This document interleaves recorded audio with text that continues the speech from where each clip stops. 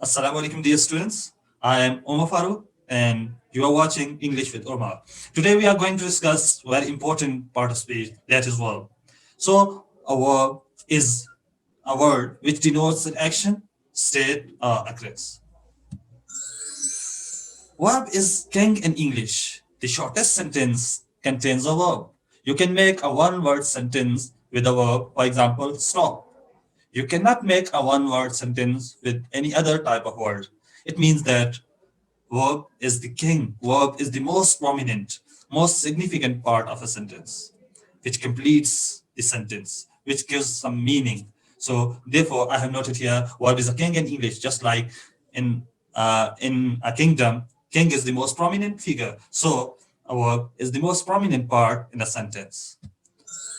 There are different types of verbs. Major types I have noted here, as you can see in front of you on the screen.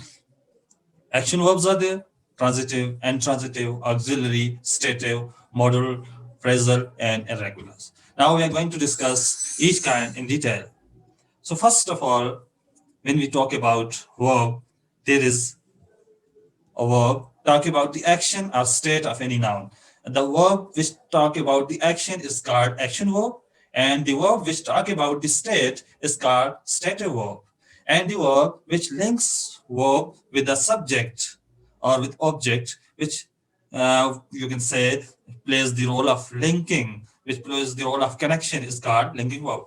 So in action verb, there are two major kinds: transitive and intransitive. And dynamic and stative verbs we will discuss further in detail in next slides. And then here we are going to discuss linking verbs only. So linking verbs, as you can see on your screen, are those verbs which connect the subject to a noun or adjective that helps in describing or providing additional information about the subject. Okay. So stative verbs, next kind is stative verbs. Stative verbs are those verbs which you can see state some sort of, which shows some sort of feeling, thoughts, or possession. For example, amaze. I'm amazed to see this. He was greatly amazed.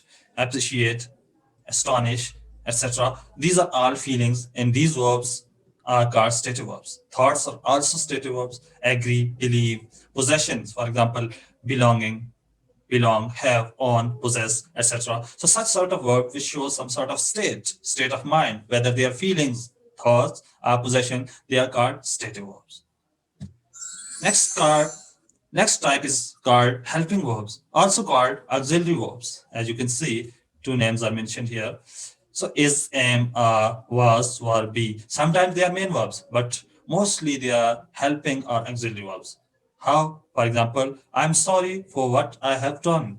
Here, am is not a main verb. It is a helping verb.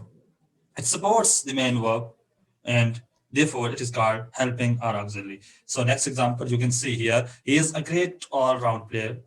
You are never too old to learn. He was elected by a unanimous vote. So here, these verbs which are, you can say, highlighted, these are all helping verbs. They are helping the main verb, the action verb. They are helping, they are supporting, they are auxiliary verb. Transitive and intransitive, as we have discussed earlier, that in action verb, there are two kinds of verbs, transitive and intransitive. Or so simply, we can say a transitive verb is that verb which has a direct object, which requires a direct object to complete its meaning. Okay, as you know, simple sentence structure is that subject, verb, object, SVO. So transitive verbs has a direct object.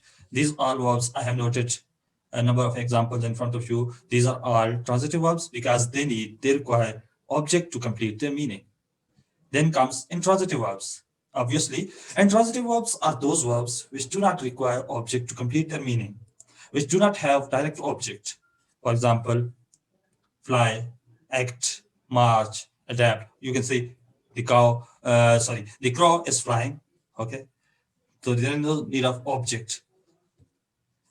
Similarly, act, he acted well. Okay, the actor acted well. So such sort of verbs which do not require object to complete their meaning, these are called intransitive verbs.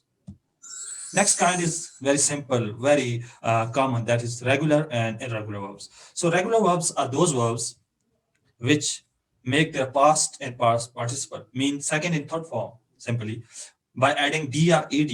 For example, cleaned, cleaned, cleaned, hope, hoped, hoped, slipped, slipped, slipped. Okay, so with this past and past participle form, we use d or ed. Such type of verbs are called regular verbs. Similarly, those verbs which do not take d or ed with their past and past participle form, they are called irregular verbs. For example, awake, awoke, awoken, beat, beat, beaten, become, became, become. So you can see, note here that there. Thank you all.